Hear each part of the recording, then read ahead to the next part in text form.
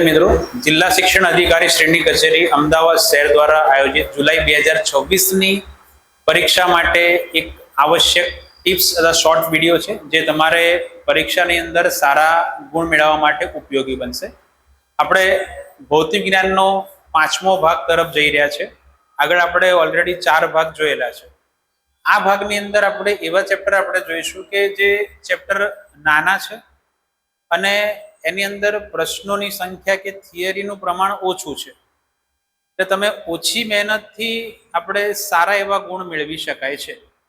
આ ચેપ્ટર છે આપણે ભાગ 2 ની અંદર આવે છે. ચેપ્ટર નંબર 11, 12, 13 અને 14. આપણે એની અંદરના બહુ જ અગત્યના એવા પ્રશ્ન છે એ તમે તૈયાર કરો એટલે આ પ્રશ્નો વારંવાર પૂછાય છે.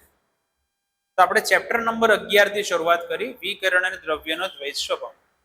તો આની અંદર મેં 5 પ્રશ્નો કાઢેલા છે કે જે વારંવાર પૂછાય છે.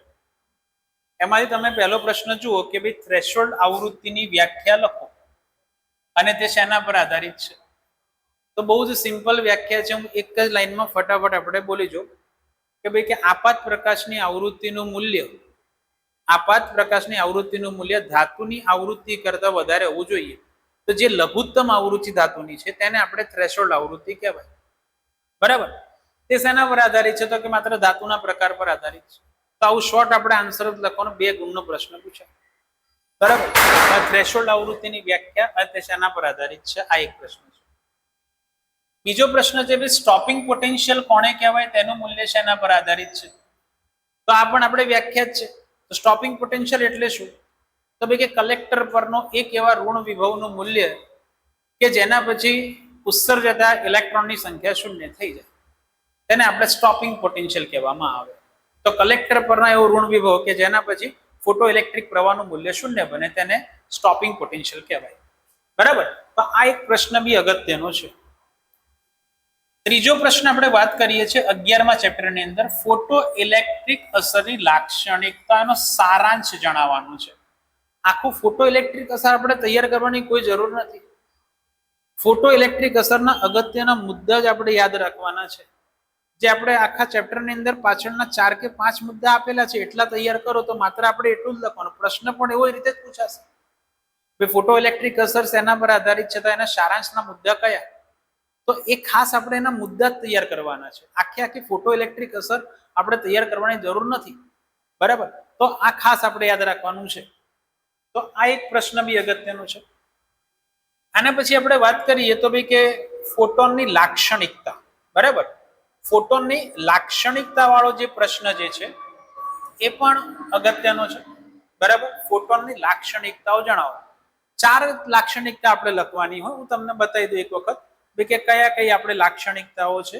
તો ભાઈ ફોટોની લાક્ષણિકતા વાળો પ્રશ્ન બહુ જ અગત્યનો છે. તો એક વખત આપણે જોઈ લઈએ એટલે આ તૈયાર કરી નાખો તો બી ચાલે. બરાબર. તો તમે સમજો કે આની અંદર આપણે 5 લાક્ષણિકતાઓ લખેલી તમે જોઈ શકો છો. તો ભાઈ કે ફોટોન છે શું? તો કે ફોટોન એક કણ જ છે. બરાબર. ફોટોન એક શું છે કે વાસ્તવિક કણની જેમ વર્તે. જેમ ઇલેક્ટ્રોન એક કણ છે તેમ ફોટોન બી એક કણ છે.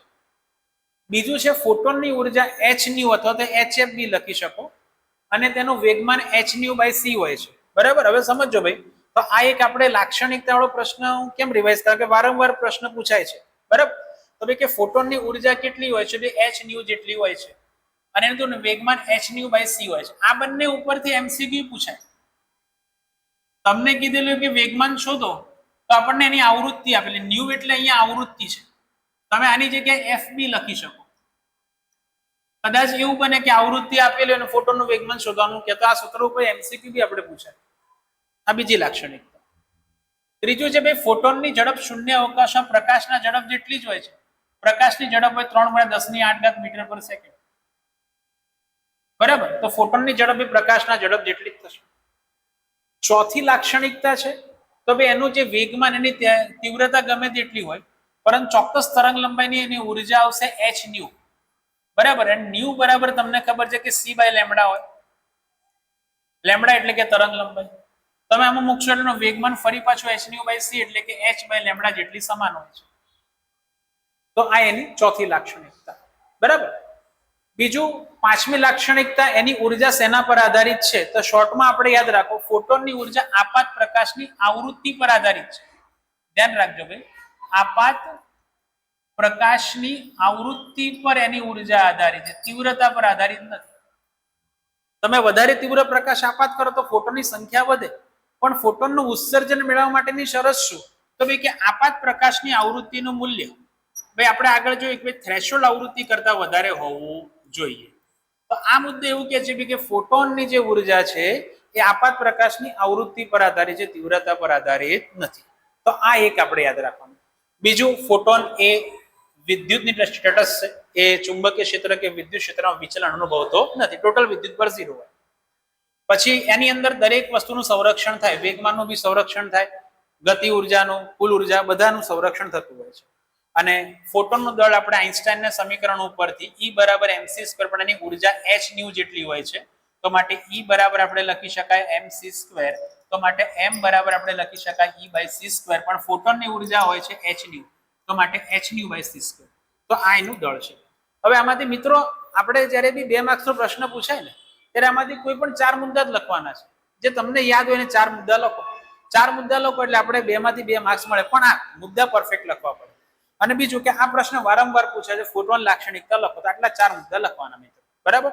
તો આ ચેપ્ટરમાંથી આ પ્રશ્ન બહુ જ અગત્યનો છે, 2 માર્ક્સની અંદર પૂછાઈ શકે, બરાબર. તો આ એક આપણે મિત્રો ખાસ આ પ્રશ્ન તૈયાર કરવાનો છે આ ચેપ્ટરમાંથી. અને છેલ્લો અગત્યનો પ્રશ્ન ભાઈ કે આ ચેપ્ટરની અંદર કે આઈન્સ્ટાઈનની થિયરી એટલે કે આઈન્સ્ટાઈન વાદ સમજાવો. તો એવી પ્રશ્ન આપણે અગત્યનો છે કે ફોટો ઇલેક્ટ્રિક અસર માટે આઈન્સ્ટાઈનની સમજૂતી, આઈન્સ્ટાઈનનું સમીકરણ લખો, બરાબર. તો આ એક પ્રશ્ન બી અગત્યનો છે કે 3 માર્ક્સની અંદર આ પણ પ્રશ્ન પૂછાઈ શકે, ફોટો ઇલેક્ટ્રિક અસર માટે આઈન્સ્ટાઈનની સમજૂતી અથવા તેનું સમીકરણ મેળવો. તો આપણે 11મા ચેપ્ટરની અંદરથી આટલા પ્રશ્નો બહુ જ અગત્યના છે અને જે વારંવાર રિવાઇઝ કરવાના છે, બરાબર. તો આટલું ખાસ આપણે યાદ રાખવાનું છે. વધારે આપણે આગળના અંદર જોઈએ. કાકા કાકા